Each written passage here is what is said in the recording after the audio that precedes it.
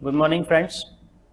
आज CA foundation का theoretical distributions का टॉपिक है, वो डिस्कस कर रहे हैं हम। Theoretical probability distribution, probability distribution है उसके बारे में जो कहा जाए कि प्रोबेबिलिटी क्यों निकालते हैं हम और कैसे डिस्ट्रीब्यूट होती है वो, ये हम पहले वाले टॉपिक में पढ़ चुके हैं। लेकिन कहीं कहीं ऐसा होता है कि हम थ्योरेटिकली उस प्रोबेबिलिटी को निकाल पाते हैं, प्रैक्टिकली ऐसा नहीं हो पाता है। कि अगर ये कहा जाए कि कोई हवाई जहाज है, 10,000 हवाई जहाज में से कोई एक क्रैश हो जाता है, क्या प्रोबेबिलिटी है कि किसी एक दिन 5 हवाई जहाज किसी एयरपोर्ट से उड़ते हैं, उसमें से 2 क्रैश हो जाते हैं। तो इसको हम प्रैक्टिकली करके नहीं देख सकते कि हवाई जहाज उड़ा उड़ा के देखा जाए कि वो गिरता कि नहीं गिरता, तो वहां पे हम थ्योरेटिकली निकालते हैं। तो जिस तरीके से जहां कहीं प्रैक्टिकली करके और देखना पॉसिबल नहीं हो, तो वहां पे हम थ्योरेटिकल डिस्ट्रीब्यूशन है वो यूज करके प्रोबेबिलिटी फाइंड आउट करते हैं। तो कई सारे थ्योरेटिकल डिस्ट्रीब्यूशन है, लेकिन आपके सिलेबस में जो है वो 3 डिस्ट्रीब्यूशन प्रेस्क्राइब्ड हैं। तो बाइनोमियल, पॉइजन एंड नॉर्मल। तो बाइनोमियल और पॉइजन डिस्ट्रीब्यूशन है ये डिस्क्रीट प्रोबेबिलिटी डिस्ट्रीब्यूशन कहलाते हैं। डिस्क्रीट मीन्स ये होल नंबर वैल्यू लेते हैं, कभी भी फ्रैक्शनल वैल्यू नहीं लेते हैं। जैसा अगर कहा जाए कि 5 सिक्के उछाले, उसमें से किन्हीं 2.5 पे हेड आए, उसके क्या चांस है, ऐसा हम कैलकुलेट नहीं कर सकते। किन्हीं 2 पे हेड आए, 3 पे आए, 1 पे आए, 4 पे आए, 5 पे आ जाए, वो कर सकते हैं। लेकिन 2.5, 3, पौने 3 पे, पौने 4 पे हम नहीं निकाल सकते, यानी फ्रैक्शन में हम कैलकुलेशन नहीं कर सकते। तो जहां फ्रैक्शनल कैलकुलेशन नहीं हो सकती, फ्रैक्शन नंबर नहीं आ सकते, वहां पे हम डिस्क्रीट प्रोबेबिलिटी डिस्ट्रीब्यूशन बोलते हैं। और जहां फ्रैक्शनल वैल्यू भी ली जा सकती है, उनको हम कंटिन्यूअस प्रोबेबिलिटी डिस्ट्रीब्यूशन बोलते हैं। और कंटिन्यूअस डिस्ट्रीब्यूशन में नॉर्मल डिस्ट्रीब्यूशन है। तो बाइनोमियल एंड पॉइजन 2 डिस्ट्रीब्यूशन है, ये डिस्क्रीट डिस्ट्रीब्यूशन है, जबकि नॉर्मल डिस्ट्रीब्यूशन है वो कंटिन्यूअस डिस्ट्रीब्यूशन है। तो सबसे पहले बाइनोमियल पे आता हूं मैं। जिस तरीके से नाम है इसका बाइनोमियल है, यानी इसमें 2 वेरिएबल्स या यूं कहें 2 पैरामीटर्स हैं। बाई मीन्स 2, तो 2 पैरामीटर्स हैं बाइनोमियल डिस्ट्रीब्यूशन में, 2 पैरामीटर्स हैं। क्या है कि आपने एक्सपेरिमेंट किया, कितनी बार एक्सपेरिमेंट किया, उस एक्सपेरिमेंट में सक्सेस के चांसेस क्या हैं। अगर ये चीज आपको पता है तो आप थ्योरेटिकली कैलकुलेट कर सकते हैं calculation.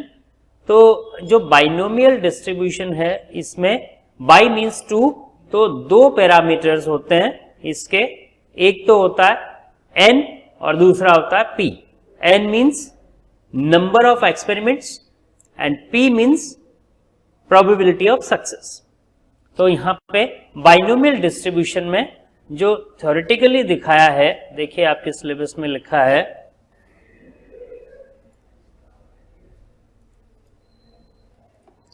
Each trial is associated with 2 mutually exclusive and exhaustive outcomes.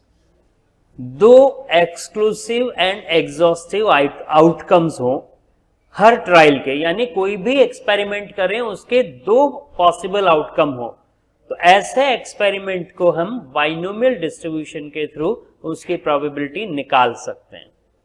Occurrence of one of which is known as success and such its known occurrence as failure. तो एग्जॉस्टिव आउटकम है, तो एक outcome अगर success है तो दूसरा failure होगा। So as an example, when a coin is tossed, usually occurrence of head is known as success and its non-occurrence, that is occurrence of tail, is known as failure. तो कोई भी experiment हो जिसके 2 ही possible outcomes हो, तो उस experiment में probability अगर फाइंड आउट करनी हो हमको, तो हम थ्योरेटिकल डिस्ट्रीब्यूशन के थ्रू बाइनोमियल डिस्ट्रीब्यूशन की हेल्प से प्रोबेबिलिटी निकाल सकते हैं। ट्रायल्स आर इंडिपेंडेंट, ये इसकी एक और एक कैरेक्टरिस्टिक है बाइनोमियल डिस्ट्रीब्यूशन की। पहली कैरेक्टरिस्टिक तो यही है कि इसके 2 पैरामीटर्स होते हैं n and p, दूसरी कैरेक्टरिस्टिक्स है trials are independent. Second characteristic कहती है कि ट्रायल्स आर इंडिपेंडेंट। इसका मतलब ट्रायल्स है वो इंडिपेंडेंट है, यानी एक ट्रायल का दूसरे पे कोई इफेक्ट नहीं होता, एक दूसरे से इंडिपेंडेंट है। कैसे कि अगर हमने पहली बार में 4 सिक्के उछाले, उनमें से 3 पे हेड आ गया, अब दूसरी बार हमने 6 सिक्के उछाले तो कोई जरूरी नहीं है कि उन पे 6 में से 4 पे हेड आ जाए या 5 पे हेड आ जाए, कोई जरूरी नहीं है, दोनों का एक दूसरे पे कोई फर्क नहीं पड़ता। तो ये इंडिपेंडेंट ट्रायल्स हैं, trials are independent.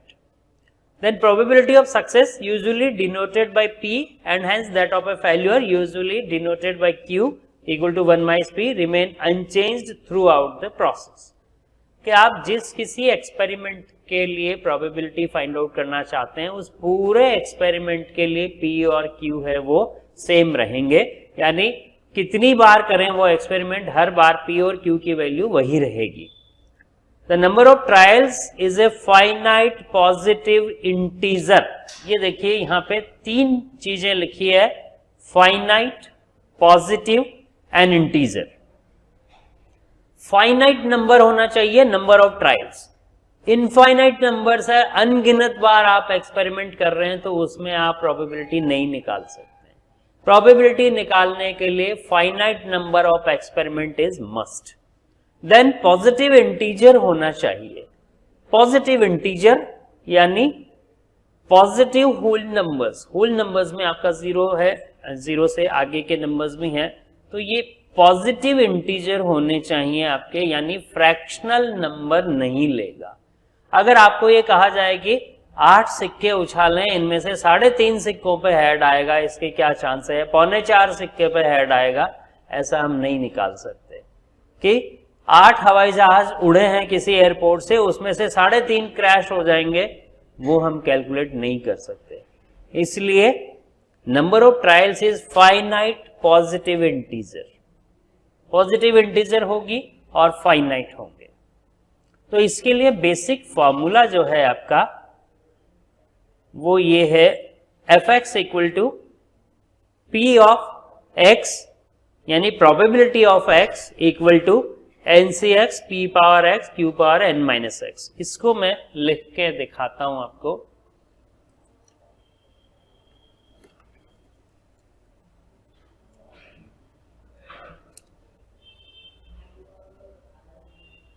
Px equal to NCX P power X Q power N minus X। यहां पे N क्या है, नंबर ऑफ ट्रायल्स है, कितनी बार एक्सपेरिमेंट किया है, that is N। X is number of events whose probability is to be find out। P is probability of success and Q is probability of failure, that is equal to 1 minus P, because P plus Q is always equal to 1। Probability of occurrence of an event and probability of non-occurrence of that event must, sum of these probabilities must be equal to 1। तो अब यहां पे हमारे पास जो basic formula है, ये formula हमारा most important है, इस पे क्वेश्चन बनता है। Px equal to NCX P power X Q power N minus X। यहाँ पे N नंबर ऑफ ट्रायल्स है, आपने कितनी बार एक्सपेरिमेंट किया है, then X number of events whose probability is to be find out, कि अगर 5 बार आपने एक्सपेरिमेंट किया है तो N आपका 5 है, उसमें से 3 बार हेड आने के चांस अगर आप निकालना चाहते हैं तो X 3 हो गया। प्रोबेबिलिटी ऑफ सक्सेस है कि हेड या टेल आने की एक ऑर्डिनरी प्रोबेबिलिटी है, वो कितनी है, दैट इज 50%। तो 1/2 प्रोबेबिलिटी ऑफ सक्सेस है एक अनबाइज्ड कॉइन को अगर आप टॉस करते हैं। Q is probability of failure, कि हेड नहीं आना, फेल्योर अगर है तो हेड नहीं आना मीन्स टेल आना, उसके चांसेस कितने हैं, दैट इज क्यू। तो इस पे बेस्ड क्वेश्चन अक्सर बनते हैं आपके। अब इसकी जो कुछ एक प्रॉपर्टीज हैं आपकी, जैसा बाइनोमियल डिस्ट्रीब्यूशन का मीन, वो निकालते हैं हम n इंटू पी से, mean equal to N P. तो मीन निकालें एनपी से, then variance equal to NP Q, variance निकलता है एनपी क्यू से। अब आप देखिए P और Q जो हैं वो प्रोबेबिलिटीज हैं, and probability can never be greater than 1, probability कभी भी एक से ज्यादा नहीं होगी, which means P and Q are both less than 1। अब अगर यहां पे Q एक से छोटा है, इससे NP को अगर मैं एक से छोटे नंबर से मल्टीप्लाई करता हूं तो ये और छोटा हो जाएगा। जैसे ये 1/2 है, तो अगर NP को 1/2 से मल्टीप्लाई करता हूं तो NP इंटू 1/2 हो जाएगा ना, NP का आधा रह जाएगा। 3/4 है तो NP इंटू 3/4 हो जाएगा, विच मीन्स वेरिएंस की वैल्यू है वो मीन से हमेशा कम रहेगी। Means mean is always greater than variance, it is never equal to और less than variance. Mean is always greater than variance, even not equal to variance. It must be clear that mean is greater than variance, not equal or less than variance, or variance is always less than mean. इन्हीं पे based questions हैं आपके। तो यहां पे आता हूं मैं, प्रोबेबिलिटी का सम है वो हमेशा 1 होता है। n एक्सपेरिमेंट आप अगर करते हैं, n टाइम्स एक्सपेरिमेंट करते हैं, तो पहली बार में सक्सेस आने की प्रोबेबिलिटी प्लस दूसरी बार में सक्सेस की प्रोबेबिलिटी प्लस तीसरी बार में सक्सेस की probability up to nth time success की प्रोबेबिलिटी, इन सब का सम है वो 1 होगा। तो sum of probabilities is always equal to 1। Now binomial distribution is known as bi parametric distribution, ये हम देख चुके हैं, 2 पैरामीटर्स होते हैं। It is characterised by 2 parameters n and p। This means that if values of n and p are known, then distribution is known completely. जैसा हमने देखा, अगर n और p आपको पता है तो आप सब कुछ निकाल सकते हैं, क्योंकि x आपको क्वेश्चन में देगा, n आपको क्वेश्चन में देगा कि 5 कॉइन आपने टॉस किए हैं, तो 5 ट्रायल किए आपने, तो n 5 हो गया। क्या चांस है कि 3 पे हेड आएगा, तो 3 पे हेड आना है तो number of events whose probability is to be find out वो भी दे दिया, यानी x दे दिया आपको। अब p है वो हेड आने की प्रोबेबिलिटी है वो 50% है, 1/2। सिमिलरली q भी 1 - 1/2 1/2 ही रहेगा। तो आपके पास सारी वैल्यूज अवेलेबल है, तो आप कैलकुलेशन कर सकते हैं। तो इसलिए बाइनोमियल डिस्ट्रीब्यूशन में n और p अगर आपको पता है तो आप पूरी कैलकुलेशन कर सकते हैं। दोनों में से एक भी पता नहीं है तो बाइनोमियल डिस्ट्रीब्यूशन का क्वेश्चन नहीं हो सकता आपका। Then mean of binomial distribution is given by NP, mu equal to NP. Mean है वो म्यू इक्वल टू एनपी, इस फॉर्मूला से दिया जाता है जैसा हमने लिखा अभी। Then depending on values of 2 parameters, binomial distribution में भी यूनी मॉडल और बाई मॉडल, यानी इसके मोड हैं वो एक मोड भी हो सकता है, 2 मोड भी हो सकते हैं। कैसे हो सकते हैं? If the mode of binomial distribution is given bye largest integer contained in n+1 into p, if n+1 into p is non integer, non integer है तो n+1 into p मीन्स क्या हो गया? अगर ये फ्रैक्शनल नंबर आता है कोई n+1 into p, जैसा मैं कहूं 6 कॉइन मैंने टॉस किए, 6 कॉइन टॉस किए हैं तो n 6 हो गया। अब प्रोबेबिलिटी ऑफ हेड है वो 1/2 है, तो 6 + 1 7 into 1/2 दैट इज 7/2 3.5। तो ऐसे केस में मोड है वो सिंगल होगा 3। जो फ्रैक्शनल पार्ट है हम उसको हटा देंगे, only whole number will be mode 3। लेकिन अगर यहां पे इंटीजर नंबर आता है n+1 into P is an integer, यानी अगर मैंने n7 लिया, 7 बार एक्सपेरिमेंट किया, तो 7 + 1 8, 8 इंटू 1/2 4, 8 इंटू 1/2 4, तो यहां पे होल नंबर आ गया आपका इंटीजर। देन ये 4 और इससे एक कम 3 दोनों ही मोड होंगे। तो जहां फ्रैक्शनल नंबर आ रहा है n+1 इंटू पी कैलकुलेट कीजिए, अगर वो फ्रैक्शनल नंबर आता है तो उसका फ्रैक्शनल पार्ट हटा दीजिए, only whole number part will be mode, that will be single mode. लेकिन अगर n+1 इंटू पी वो होल नंबर आता है तो वहां पे that whole number and 1 less than that whole number both will be mode, तो बाई मॉडल होगा वो। तो यहां पे इस तरीके से हमको देखना है कि मोड है वो कितने होंगे। तो फ्रैक्शनल n+1 इंटू पी अगर फ्रैक्शन में आता है तो फ्रैक्शनल वैल्यू हटा दीजिए, होल नंबर है वो सिंगल वैल्यू ही मोड होगी। और अगर n+1 into P whole number आता है तो वो होल नंबर और उससे एक कम, ये दोनों ही मोड होंगे। Variance of binomial distribution is npq। Since p and q are numerically less than or equal to 1, npq is less than np। ये हमने देखा है। वेरिएंस है, it is always less than mean, variance is always less than mean. Variance of binomial variable is always less than its means.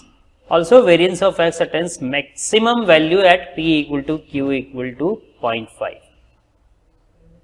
Variance की maximum value, binomial distribution के variance की maximum value होगी वो 0.5, p equal to q equal to 0.5, उस position में maximum होगा और maximum value is n/4, क्योंकि npq होता है वेरिएंस, तो p भी 1/2 है, q भी 1/2 है, तो 1/2 into 1/2 1/4, so n/4 it is. So variance attains its maximum value at p equal to q equal to 0.5, यानी जब p और q दोनों 50-50 है, 1/2 1/2, तो वेरिएंस मैक्सिमम होगा और वो होगा n/4। अब एडिटिव प्रॉपर्टी है बाइनोमियल डिस्ट्रीब्यूशन की। क्या एडिटिव प्रॉपर्टी है कि if x and y are two independent variables such that x follows binomial distribution having parameter n1 and p and y follows binomial distribution having parameter n2 and p, ये n21 नहीं है, comma है यहाँ पे, n2 and p। ऐसे case में दो parameters हैं n p, अब दो अलग अलग डिस्ट्रीब्यूशन है, उन दोनों का सम कर दिया जाए, फिर नया डिस्ट्रीब्यूशन बनाया जाए, उसका मीन और वेरिएंस क्या होगा या उसकी प्रॉपर्टीज क्या होंगी, उसके पैरामीटर्स क्या होंगे। तो आप देखिए, जब x और y दोनों को मिला के हमने एक नया पैरामीटर बनाया x प्लस, नया डिस्ट्रीब्यूशन बनाया x प्लस y, तो ऐसे केस में उसमें नंबर ऑफ एक्सपेरिमेंट्स हैं टोटल, वो तो हो जाएंगे n1 प्लस n2, और p है वो वही रहेगा, p में चेंज नहीं होगा। नंबर ऑफ एक्सपेरिमेंट्स टोटल जो है n है आपका, वो n1 प्लस n2 हो जाएगा। तो इस पे भी कभी कभी क्वेश्चन आ जाता है। अब जैसा एप्लीकेशन दी है, binomial distribution is applicable when trials are independent, ये ऊपर भी देखा है, इंडिपेंडेंट होना चाहिए कि पहली बार जो आपने टॉस किया उसमें हेड आया टेल आया, उससे कोई फर्क नहीं पड़ रहा किसी दूसरी बार वापस हेड या टेल आने पे, तो इंडिपेंडेंट है।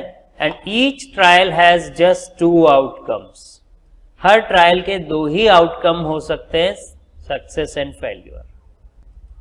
कहां अप्लाई होता है? Generally in coin tossing experiments, sampling inspection plan, genetic experiments and so on. तो जनरली कॉइन टॉसिंग का क्वेश्चन है वो हो गया, या ट्रू फॉल्स के क्वेश्चंस हैं वो हो गए, यस नो के क्वेश्चन है, जहां पे 2 ही आउटकम पॉसिबल है, वहां हम बाइनोमियल डिस्ट्रीब्यूशन काम में लेते हैं। जैसे यहां क्वेश्चन दिया है, अ coin is tossed 10 times, 10 bar toss किया, यानी 10 बार कॉइन को उछाला, तो 10 बार एक्सपेरिमेंट किया आपने, तो नंबर ऑफ ट्रायल्स आपकी 10 हो गई। जो क्वेश्चन दिया है वहां से डेटा क्या दिए हैं वो हमको पिक करने हैं, और अगर डेटा पिक कर लिया आपने तो तुरंत पता लग जाएगा कि कौन सा डिस्ट्रीब्यूशन इसमें लगने वाला है और कौन सा फॉर्मूला लगने वाला है। अकॉर्डिंगली बहुत आसानी से, बहुत जल्दी से क्वेश्चन हो जाते हैं ये, वो छोटा सा क्वेश्चन आता है। तो coin is tossed 10 times assuming the coin to be unbiased. अब यहां लिखा है, अगर क्वेश्चन में कुछ नहीं लिखा है तब भी हमको अनबायस्ड ही मानना है। अनबायस्ड का मतलब हो गया उसमें किसी तरह की गड़बड़ी नहीं है। गड़बड़ी नहीं है मींस क्या हो गया, हेड और टेल दोनों के आने के chance 50-50, equal chances. So assuming the coin to be unbiased, what is probability of getting 4 heads. अब 10 बार आपने उछाला है कॉइन को, इसमें 4 बार हेड आने के क्या चांस हैं, ये आपका क्वेश्चन है। यही करता हूं मैं, फॉर्मूला आपके सामने लिखा है। अब यहां पे 10 बार उछाला है, प्रोबेबिलिटी पूछिए 4 बार हेड आने की, तो मुझे निकालना क्या है, 4 बार हेड आने की प्रोबेबिलिटी निकालनी, यानी मुझे P4 निकालना है। x मेरा 4 है, n कितना हो गया, 10 हो गया, सो 10C4, P यहां पे 1/2 आएगा, क्योंकि हेड की बात कर रहे हैं तो हेड और टेल की प्रोबेबिलिटी 1/2 ईच है। अब हेड आने की प्रोबेबिलिटी 4 बार आपने उछाला है तो यहां पे 10 बार उछाला है, 4 बार सक्सेस है, हेड आना सक्सेस है तो यहां पावर 4 आया। अब 10 में से 4 बार अगर हेड आता है तो रिमेनिंग 10 - 4 टाइम्स वो टेल आएगा। तो 10C4 को मैं लिख सकता हूं 10, 9, 8, 7 divide by 4, 3, 2, 1 into 1/2 power 2 into 1/2 power 6। आप ये देख सकते हैं यहां पे 1/2 पावर 4, सॉरी, तो ये 4 और ये 6 दोनों का सम कितना हो गया, 10, n के बराबर आ गया। दोनों का सम n के बराबर आ गया। ये हमेशा ध्यान रखना है कि ये टोटल है वो n के बराबर होनी चाहिए। अगर टोटल n के बराबर नहीं है means you are doing some mistake in calculation. तो अब यहां से हम कैलकुलेशन कर लें, 4 इंटू 2 ये कैंसिल हो गया, 3 से ये 3 बार, तो 10 इंटू 3 30 इंटू 7 210 इंटू 1/2 की पावर 10 हो गई। तो 210 अपॉन 1024, तो 105 अपॉन 512, 105 अपॉन 512, ये आपका आंसर आया। प्रोबेबिलिटी, रिक्वायर्ड प्रोबेबिलिटी जो आई 105 अपॉन 512।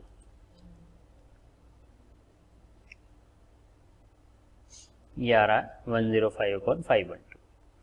इसी तरीके से अगला पार्ट जो पूछा है, probability of getting 4 heads, then probability of getting at least 4 head. अब ये जो टर्मिनोलॉजी है इसका ध्यान रखना है, एटलीस्ट 4 हेड कहा है, एटलीस्ट एंड एट मोस्ट दो चीजें हैं। At least and at most. At least का मतलब कम से कम है, यानी इतना या इससे ज्यादा, कम से कम इतना होना चाहिए कि एग्जाम में पास होने के लिए एटलीस्ट 40 मार्क्स आने चाहिए हर पेपर में, यानी 40 या उससे ज्यादा आने चाहिए।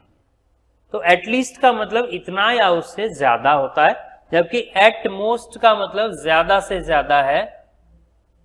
तो एट मोस्ट मीन्स ज्यादा से ज्यादा, तो 100 मार्क्स का अगर पेपर है तो ज्यादा से ज्यादा 100 नंबर आ सकते हैं आपके, उससे ज्यादा नहीं आ सकते। तो 100 या उससे कम ही आएंगे, यानी एटमोस्ट का मतलब उतना या उससे कम, जबकि एटलीस्ट में उतना या उससे ज्यादा। ये वर्ड्स आपको ध्यान रखने पड़ेंगे। तो क्वेश्चन में हमको लिखा है कि एटलीस्ट 4 हेड, ऐसा है, probability of getting at least 4 head, तो कम से कम 4 हेड हैं। तो इसका मतलब क्या हो गया कि x ग्रेटर देन और इक्वल टू 4। एटलीस्ट 4 का मतलब ग्रेटर देन और इक्वल टू, अगर मोर देन 4 कहता तो इक्वल टू 4 नहीं लिखता मैं, लेकिन ये ग्रेटर देन और इक्वल टू 4 है, क्योंकि एटलीस्ट कहा है, इसलिए हम यहां पे लिखेंगे P4 plus P5 plus P6 plus P7 plus P8 plus P9 plus P10। 10 बार आपने उछाला है तो उसमें से या तो 4 बार हेड आ जाए, या 5 बार आ जाए, या 6 बार आ जाए, या 7 बार, या 8 बार, या 9 बार, या 10 बार हेड आ जाए। ये पॉसिबिलिटीज हैं। अब यहां कैलकुलेशन बहुत लंबी होगी कि आपको इतना सारा कैलकुलेट करना पड़ेगा, P4, 5, 6, 7, 8, 9, 10, 6 बार कैलकुलेशन करनी पड़ेगी। अब इसी को हम यूं देखें, probability of x greater than और equal to 4 plus probability of x less than 4, that must be equal to 1।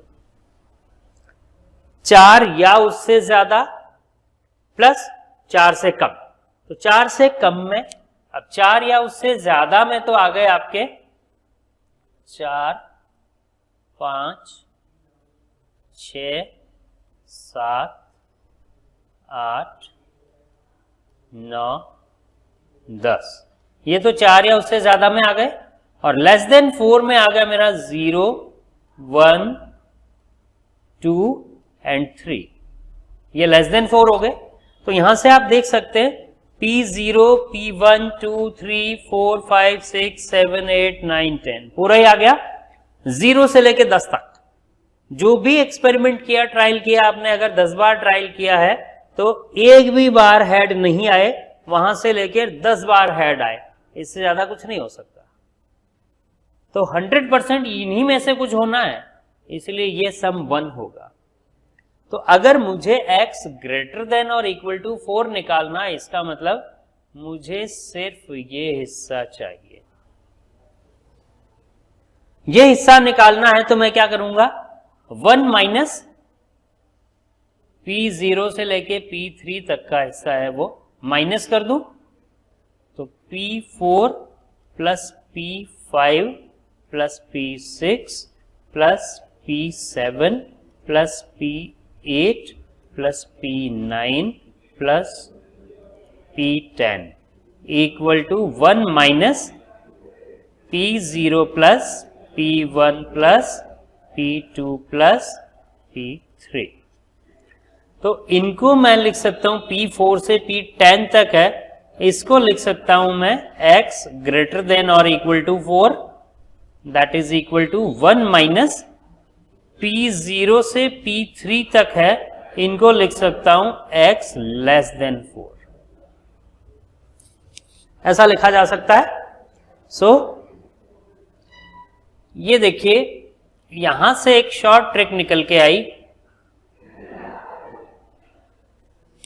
अगर हमको प्रोबेबिलिटी निकालना है, उसमें एंड है वो दूर है, कैलकुलेशन ज्यादा है, एंड तक पहुंचने में, एक्सपेरिमेंट्स के लास्ट पॉइंट तक पहुंचने में कैलकुलेशन ज्यादा है, तो हम उल्टा चलते हैं, तो उसके स्टार्टिंग पॉइंट की तरफ जाते हैं और 1 माइनस कर देते हैं। तो यहां देखिए, इसका ध्यान रखने वाली बात है कि अगर यहां पे ग्रेटर देन साइन है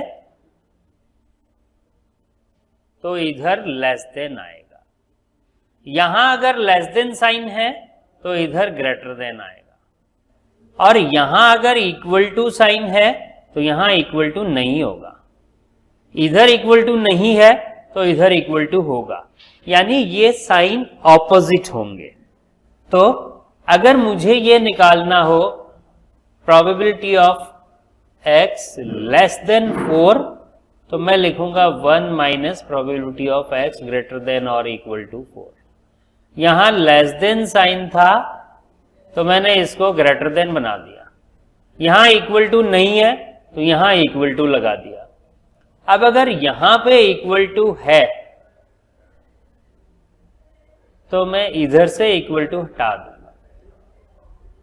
तो इस तरीके से हम कैलकुलेशन को छोटी कर लेंगे।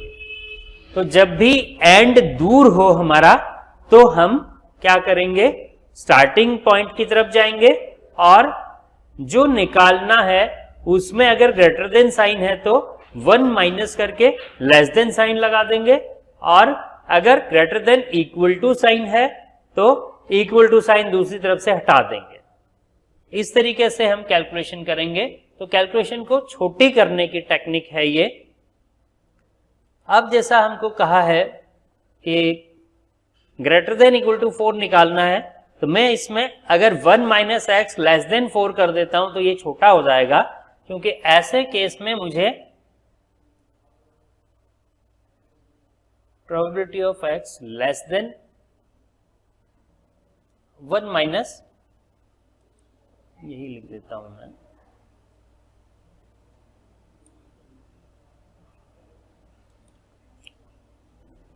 एक्स ग्रेटर देन और equal to 4 equal to 1 minus probability of x less than 4, ऐसा लिख दिया।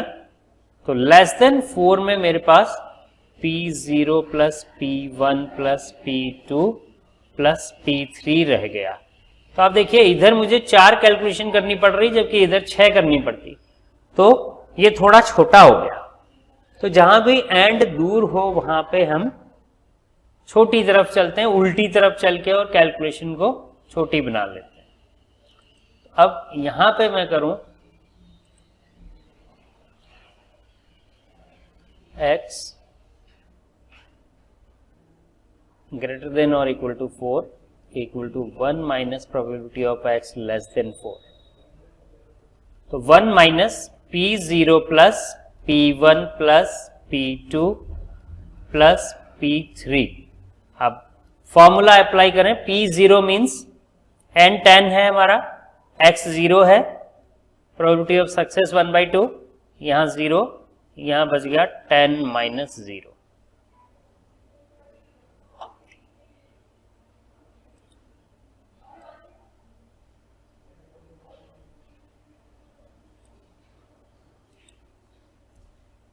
Then 10C1 1/2 power 1 1/2 power 10 minus 1 plus 10C2 1/2 power 2 1/2 power 10 minus 2 plus 10C3 1/2 power 3 1/2 power 10 minus 3। यहां तक आ गए। 10C0 1 होगा, 1/2 पावर 0 1 होगा, ये 1/2 की पावर 10 बची। देन 10C1 10 हुआ, 1/2 power 1/2 and 1/2 power 9 plus 10C2 10 9 upon 2 1 into 1/2 power 2 into 1/2 power 8। 10C3 10 9 8 3 2 1 into 1/2 into 1/2 power 7 1/2 power 3। यहां से आप देख सकते हैं सब जगह 1/2 की पावर्स का सम है वो 10 है, क्योंकि नंबर ऑफ एक्सपेरिमेंट्स हमारे पास 10 है। तो 1 plus 9 2 plus 8 3 plus 7 all are 10। इसको हम कैलकुलेट कर लेते हैं।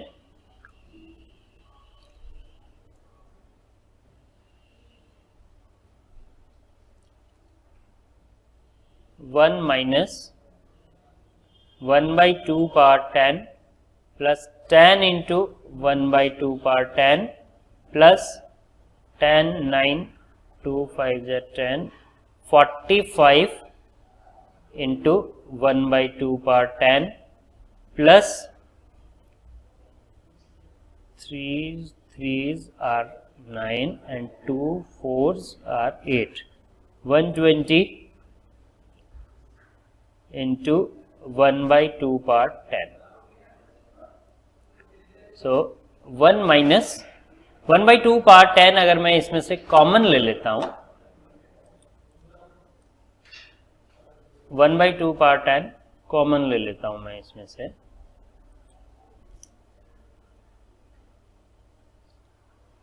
1/2 power 10 तो बच गया मेरे पास 1 plus 10 plus 45 plus 120, 1 minus 176 upon 1024। 1/2 power 10 1024। तो ये कैलकुलेशन फाइनली आ गई हमारी 1024 माइनस 176 अपॉन 1024। 1024 924 918 में से 70 गए, 818 और 30 848 अपॉन 1024। तो मैंने कैलकुलेट किया, 4 से डिवाइड करूँ, 4 तो 8, 2 4 5 20 2 4 6 24, 4 से काटा, 4 2 8 2 4 16 4 5 20 2, फिर 2 से काटा, 4 5 20, 4 से ही काट दिया, 4 5 20, 1 4 3 12, 4 5 20, 4 6 24, 53/64।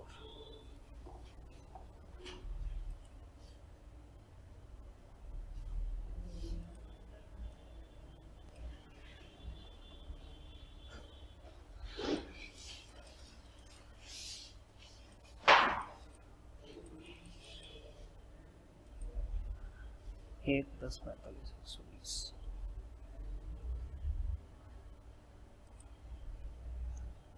एक 10 45 120 165 75 176 अपॉन 1024 53/64, 4 5 20 कुछ 40 53/64 ये बन रहा है 176 अपॉन 1024। 176 नहीं आ रही calculate, 120 45 176 upon 1024। Productive getting at most 38. Okay, 848 upon 1024. At least 4 heads. इसको और भी सॉल्व कर सकते हैं तो हमारा ही आंसर आएगा। तो इस तरीके से आप निकाल सकते हैं। तो बाइनोमियल डिस्ट्रीब्यूशन में कोई भी प्रॉब्लम अगर आपको सॉल्व करना है तो उसके 2 पैरामीटर्स हैं एन और पी, वो अगर आप क्वेश्चन से पिक कर लेते हैं तो बहुत आसानी से ये क्वेश्चन सॉल्व हो जाएगा आपका।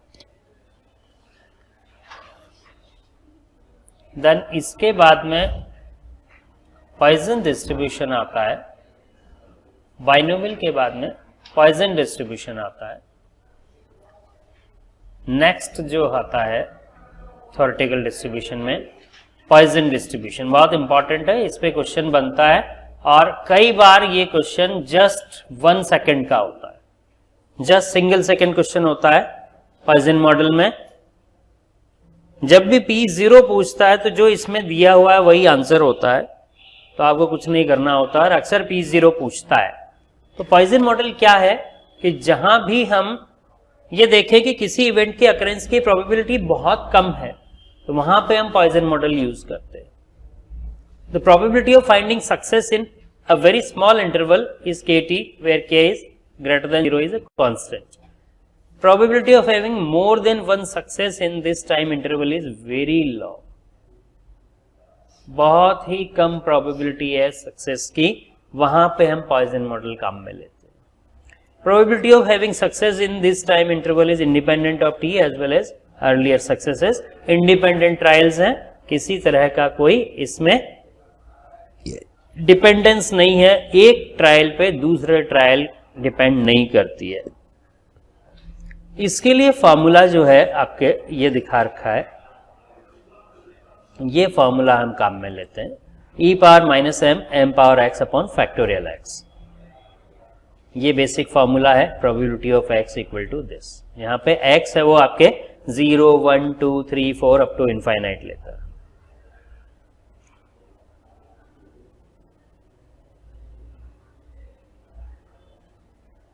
Poison distribution is known as uniparametric distribution. ये इंपॉर्टेंट चीज है, पॉइजन डिस्ट्रीब्यूशन यूनिपैरामेट्रिक डिस्ट्रीब्यूशन है जिसका एक ही पैरामीटर होता है m। यानी आपको अगर m पता है तो पूरा क्वेश्चन सॉल्व कर सकते हो। जैसा बाइनोमियल में n और p दो चीज पता होनी चाहिए थी, यहां एक ही चीज पता हो, केवल मीन पता हो, तभी आपका पूरा क्वेश्चन सॉल्व हो जाएगा। तो बहुत आसान चीज है, ज्यादा कैलकुलेशंस नहीं है और मेजोरिटी ऑफ कैलकुलेशन वो क्वेश्चन में ही करके दे दी जाती है। तो Poisson distribution is known as uniparametric distribution as it is characterised by only one parameter m। Single parametric distribution है वो पॉइसन डिस्ट्रीब्यूशन है जिसका पैरामीटर मीन है। Poisson distribution consist of single parameter m, that is mean. Mean of Poisson distribution is given by m. Variance of Poisson distribution is also equal to m, means mean and variance are equal. For Poisson distribution, mean and variance are equal. ये important चीज है, ध्यान देने वाली बात है। जैसा binomial distribution में मीन वेरिएंस से बड़ा होता था, यहां पे मीन और वेरिएंस इक्वल होंगे। पॉइसन डिस्ट्रीब्यूशन में मीन और वेरिएंस इक्वल होंगे। अब मोड की अगर बात करें तो वही बात, अगर m है वो फ्रैक्शनल नंबर है तो उसका फ्रैक्शन हटा दीजिए, वही आपका मोड है। और अगर होल नंबर है तो मोड और उससे एक कम, ये दोनों ही मोड होंगे। तो कुल मिला के हर जगह m आ रहा है, मीन्स आपको m पता होना चाहिए। m अगर पता है तो पॉइसन डिस्ट्रीब्यूशन का क्वेश्चन बहुत आसानी से सॉल्व कर लेंगे। m पता नहीं है तो ये क्वेश्चन हो ही नहीं सकता।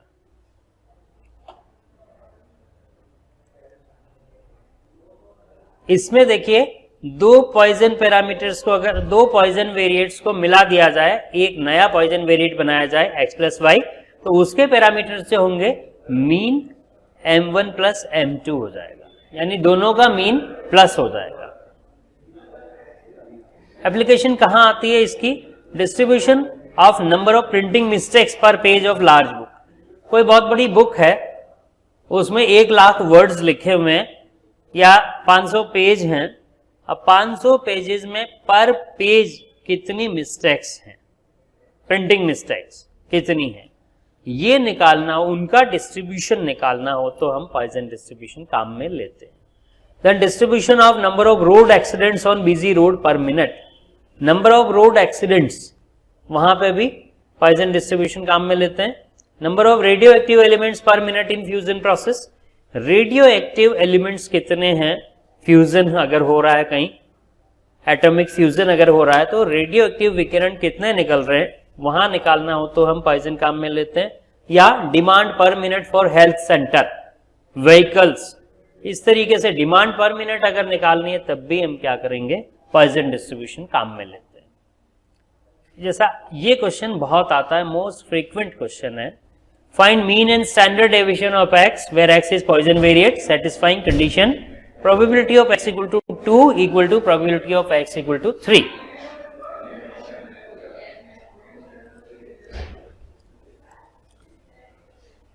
P2 equal to P3। हमारे पास फॉर्मूला होता है Px equal to e power minus m power x upon factorial of x। यहां से P2 बन जाएगा e power minus m power 2 upon factorial 2। P3 बन जाएगा e power minus m power 3 upon factorial 3। अब दोनों तरफ e पावर माइनस m ये कट जाएगा, इधर m स्क्वायर है, इस m क्यूब से कट के एक m रह जाएगा, तो 1 अपॉन फैक्टोरियल 2 को 2 इंटू 1 लिख सकता हूं। यहां आ गया m अपॉन फैक्टोरियल 3 को लिखा 3 इंटू 2 इंटू 1, तो 2 इंटू 1 से 2 इंटू 1 भी कैंसिल हो गया, तो यहां से क्रॉस मल्टीप्लाई किया तो m आया 3। ये मीन ही निकालना था इस क्वेश्चन में, यही पूछा है कि मीन कितना होगा, m 3 आया।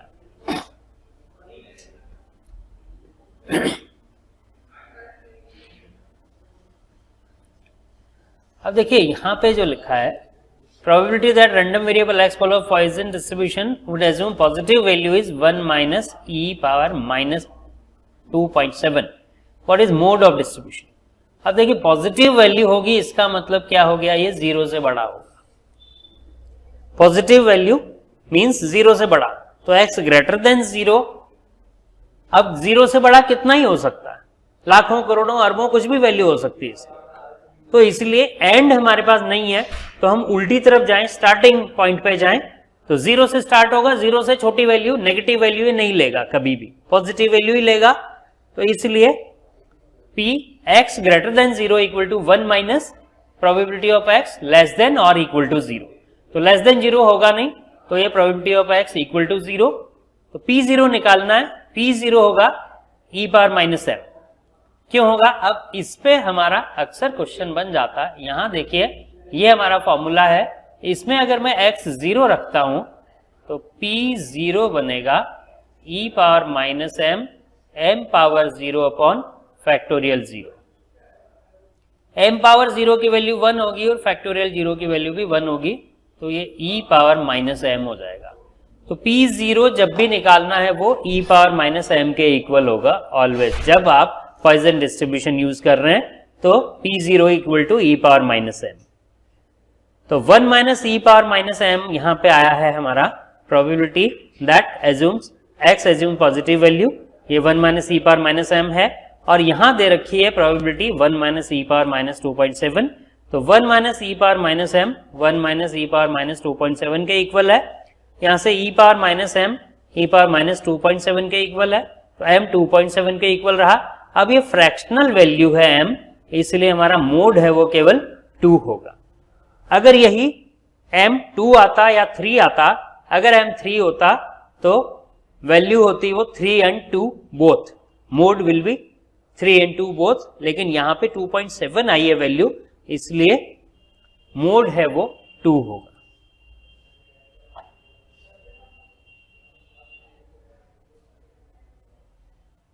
तो इस तरीके से आपको ये कैलकुलेशंस करने हैं। अब पेपर में जब भी p0 पूछता है तो ये क्या करता है, क्वेश्चंस में आपको e की पावर माइनस m की वैल्यू प्रोवाइड कराई जाती है।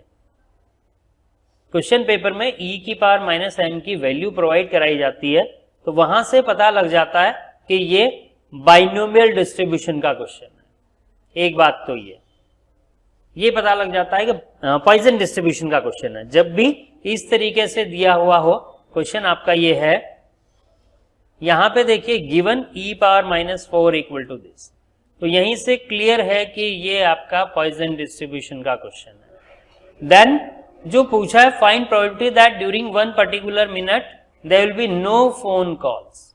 No phone call means 0 phone call, means ये p0 पूछ रहा है। तो p0 जब भी पूछ रहा है तो आपका जो ये गिवन है यही आंसर है। तो यहां आपको कुछ भी नहीं करना है, no calculation is to be carried on, just think about value of e power minus m given, that given value will be your answer। तो p0 अक्सर पूछता है पेपर में और ये वैल्यू देता है, तो ये वैल्यू ही आंसर है। इसका मतलब क्या हो गया आपका, जस्ट आपको कॉपी करना है कि जो e पावर माइनस m की वैल्यू दी है वही आंसर है। लेकिन कभी कभी वो e की पावर प्लस m की वैल्यू लिख देता है माइनस m के बजाय, तो आपको उसको e की पावर माइनस m में कन्वर्ट करना पड़ेगा रेसिप्रोकल करके। इस बात का ध्यान रखना है कि ये e की पावर में साइन तो चेंज नहीं कर दिया कहीं, अगर साइन चेंज कर दिया है तो आपको वापस माइनस में लाना है उसको, अगर प्लस में है तो माइनस में लाना है, और माइनस में ही दी हुई है पावर तो वही आपका आंसर है जब p0 निकाल रहे हैं। There will be at most 3 phone calls, at most है यानी ज्यादा से ज्यादा है, ज्यादा से ज्यादा 3 कॉल आएंगे। इसका मतलब या तो एक भी कॉल नहीं आएगा, या एक आएगा, या 2 आएंगे, या 3 आएंगे, 3 से ज्यादा नहीं आएंगे। तो या के लिए हम प्लस काम में लेते हैं, इसलिए p0 plus p1 plus p2 plus p3 करेंगे, और ये कैलकुलेशन की हमने। अब जैसा यहां पे दिया, if 2% of electric bulb manufactured by company are known to be defective. अब आप देखिए डिफेक्टिव की प्रोबेबिलिटी 2% दे रखी है और सैंपल में 150 बल्ब ले रहे हो आप, तो ऑन एन एवरेज बल्ब के डिफेक्टिव होने की चांस क्या हो गई, क्या प्रोबेबिलिटी हो गई, 2% ऑफ 150 मींस 150 इंटू 2/100। तो यहां पे 100 में से अगर 2 बल्ब डिफेक्टिव हैं तो 150 में से 3 डिफेक्टिव हो जाएंगे ऑन एन एवरेज, तो मीन है वो 3 आ जाएगा यहां पे। तो यहाँ पे मीन निकाला एनपी से, वो 3 है। मीन का फॉर्मूला भी हमने लिखा था एनपी, वो यहाँ 3 आया। तो कई बार वो एम डायरेक्ट नहीं देता है, बजाय इसके इनडायरेक्ट देता है, हमको कैलकुलेट करना होता है। तो यहाँ से P1 निकालना था, तो ये कैलकुलेशन की है। There would be more than 2 defective, more than 2 है, कितने ही हो सकते हैं। तो इसको जब ये मोर देन 2 कह रहा है, एंड पता नहीं है, तो हम स्टार्टिंग पॉइंट पे पहुंच गए, 1 माइनस लेस देन और इक्वल टू 2। तो या तो एक भी डिफेक्टिव नहीं है, या एक डिफेक्टिव या 2 डिफेक्टिव। इसकी प्रोबेबिलिटी को 1 में से माइनस किया तो आपका 2 से ज्यादा डिफेक्टिव होने की प्रोबेबिलिटी आ गई। इस टाइप के क्वेश्चंस आपको करने हैं। यहां देखिए e पावर माइनस 2.4 दिया हुआ है, इसका मतलब ये पॉइजन डिस्ट्रीब्यूशन का क्वेश्चन है। पहली बात ये समझ में आ गई। फिर इसने कैलकुलेट करके दिया है, मीन आपका 2.4 है। मीन कैलकुलेट करने की जरूरत नहीं है, 2.4 है। तो ये सीधी सीधी आपने कैलकुलेशन की यहाँ पे, लेस देन इक्वल टू 2.4, तो 2.4 से कम तो 2 ही बनेगा, क्योंकि ये होल नंबर लेता है। तो 2.4 से जस्ट छोटा होल नंबर 2 ही होगा। तो या तो 0 या 1 या 2 लिया और इसको सॉल्व किया आपने।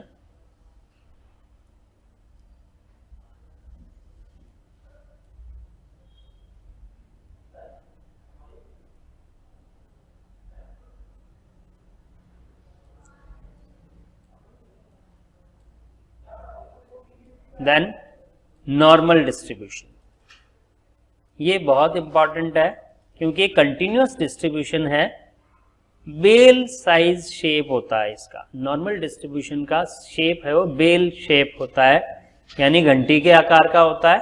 तो ये डिस्ट्रीब्यूशन जो है आपका नॉर्मल डिस्ट्रीब्यूशन, इसमें कोई भी वैल्यू आ सकती है, फ्रैक्शनल भी आ सकती है, होल नंबर भी आ सकती है। जहां फ्रैक्शनल वैल्यूज भी होती है, जैसा हम कहें वेट है, तो वेट डेसिमल में भी हो सकता है कि 70.3 kg है, या 60.28 kg है, या 40.61 kg है। तो फ्रैक्शन में भी हो सकता है, वेट हो गया, हाइट हो गई। इस तरह के जो फ्रैक्शनल वैल्यूज वाली प्रॉब्लम्स हैं, तो उनको हम नॉर्मल डिस्ट्रीब्यूशन से सॉल्व करते हैं। इसके लिए हम नॉर्मल प्रोबेबिलिटी कर्व बनाते हैं।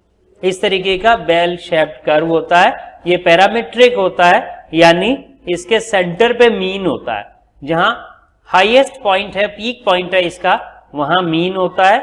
मीन के लेफ्ट में इसके नीचे जो एरिया है वो प्रोबेबिलिटी को शो करता है। तो मीन के लेफ्ट में 50% प्रोबेबिलिटी होती है, राइट में 50% प्रोबेबिलिटी होती है। जैसा मैं इसका डायग्राम ड्रॉ करूं,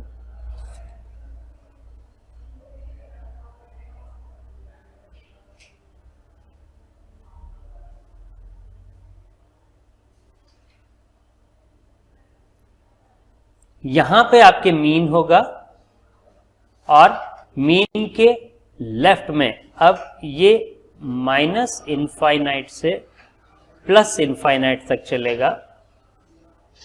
तो लेफ्ट में जो हिस्सा है, ये एरिया 50% प्रोबेबिलिटी को शो करेगा, और राइट में जो हिस्सा है मीन के, ये एरिया रिमेनिंग 50% प्रोबेबिलिटी को शो करेगा। तो 50-50 चांस होंगे। ये सिमेट्रिक डिस्ट्रीब्यूशन कहलाता है, इट इज सिमेट्रिक डिस्ट्रीब्यूशन।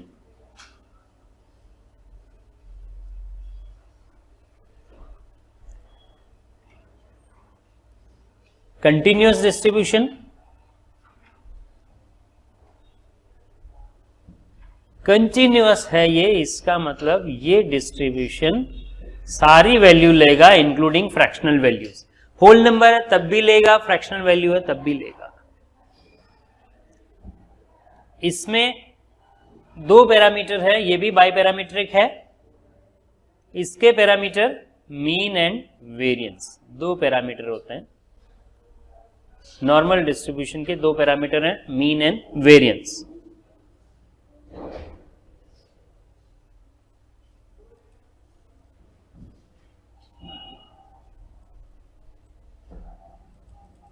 इसको कल की क्लास में आगे डिस्कस करेंगे हम।